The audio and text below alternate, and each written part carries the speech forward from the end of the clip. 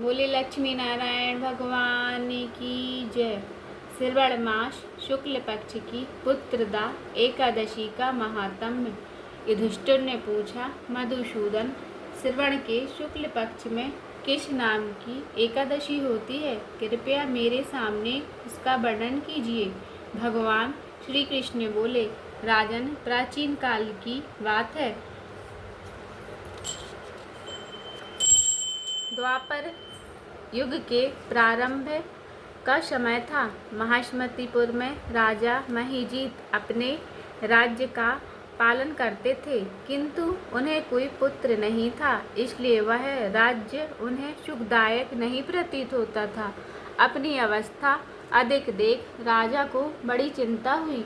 उन्होंने प्रजा वर्ग में बैठकर इस प्रकार कहा, प्रजाजनों, इस जन्म में मुझसे कोई पातक नहीं हुआ। मैंने अपने खजाने में अन्याय से कमाया हुआ धन नहीं जमा किया है। ब्राह्मणों और देवताओं का धन भी मैंने कभी नहीं लिया है। प्रजा का पुत्रवत पालन किया, धर्म से पृथ्वी पर अधिकार जमाया तथा दुष्टों को वे बंधु और पुत्रों के समान ही क्यों न रहे हों, दंड दिया है। शिष्ट पुरुषों का सदा सम्मान किया और किसी को द्वेष का पात्र नहीं समझा। फिर क्या कारण है जो मेरे घर में आज तक पुत्र उत्पन्न नहीं हुआ? आप लोग इसका विचार करें। राजा के ये वचन सुनकर प्रजा और पुरोहितों के साथ ब्राह्मणों ने उनके हित का विचार करके गहन मन में प्रवेश किया। राजा का कल्याण चाहने वाले वे सभी लोग इधर उधर घूमकर ऋषि सेवित आश्रमों की तलाश करने लगे। इतने ही में उन्हें मुनि श्रेष्ठ लोमश का दर्शन हुआ। लोमश जी धर्म के तज्ञ, संपूर्ण शास्त्रों के विशिष्ट विद्वान, दीर्घायु और महात्मा हैं। उनका शरीर लोम से भरा हुआ है। वे ब्रह्मा जी के समान तेजस्वी हैं। एक एक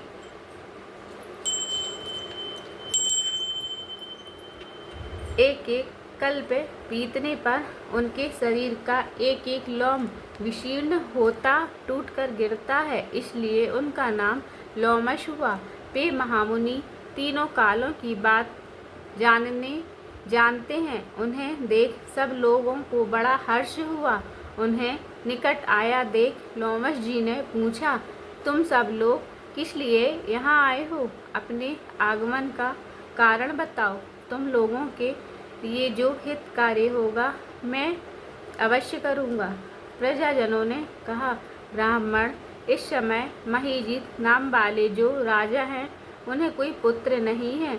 हम लोग उन्हीं की प्रजा हैं जिनका उन्होंने पुत्र की भांति पालन किया है। उन्हें पुत्रहीन देख उनके दुख से दुखित हो हम तपस्या करने का दृढ़ निश्चय करके यहाँ आए हैं।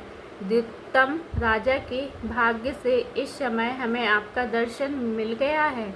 महापुरुषों के दर्शन से ही मनुष्यों के सब कार्य सिद्ध हो जाते हैं। मुनि, अब हमें उसका उपाय का उपदेश कीजिए जिससे राजा को पुत्र की प्राप्ति हो। उनकी बात सुनकर महर्षि लोमश 2 घड़ी तक ध्यानमग्न हो गए। तत्पश्चात राजा के प्राचीन जन्म का वृत्तांत जानकर उन्होंने कहा, प्रजावंद सुनो। राजा महिजीत पूर्व जन्म में मनुष्यों को चूसने वाला धनहीन वैश्य था। वह वैश्य गांव-गांव घूमकर व्यापार किया करता था। एक दिन जेठ के शुक्ल पक्ष में 10वीं तिथि को जब दोपहर का सूर्य तप रहा था, वह गांव की सीमा में एक जलाशय पर पहुंचा। पानी से भरी हुई बावली देख वैश्य ने वहां जल पीने का विचार किया। इतने ही में वहां बछड़े के साथ एक गौ भी आ पहुंची। वह प्यास से व्याकुल और ताप से पीड़ित थी, अतः बावली में जाकर जब पीने लगी, जिससे वैश्य ने पानी पीते पीते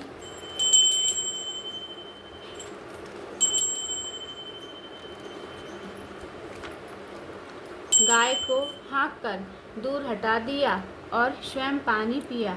उसी पाप के कर्म के कारण राजा इस समय पुत्रहीन हुए हैं। किसी जन्म के पुण्य से इन्हें अकंठक राज्य की प्राप्ति हुई है। प्रजाओं ने कहा, मुनि, पुराण में सुना जाता है कि प्रायश्चित रूप पुण्य से पाप नष्ट हो जाता है, अतः पुण्य का उपदेश कीजिए जिससे उसका पाप नाश हो जाए। लोमस जी बोले, प्रजाजनों, श्रवण मास के शुक्ल पक्ष में जो एकादशी होती है वह पुत्रदा के नाम से विख्यात है। वह मनोवांछित फल प्रदान करने वाली है। तुम लोग उसी का व्रत करो। यह सुनकर प्रजा ने मुनि को नमस्कार किया और नगर में आकर विधि पूर्वक पुत्रदा एकादशी के व्रत का अनुष्ठान किया। उन्होंने विधि पूर्वक जागरण भी किया और उसका निर्मल पुण्य राजा को दे दिया। तत्पश्चात रानी ने गर्भ धारण किया और प्रसव का समय आने पर बलवान पुत्र को जन्म दिया। इसका महात्म्य सुनकर मनुष्य पाप से मुक्त हो जाता है तथा इस लोक में सुख पाकर परलोक में स्वर्गीय गति को प्राप्त होता है। बोलो एकादशी महारानी की जय।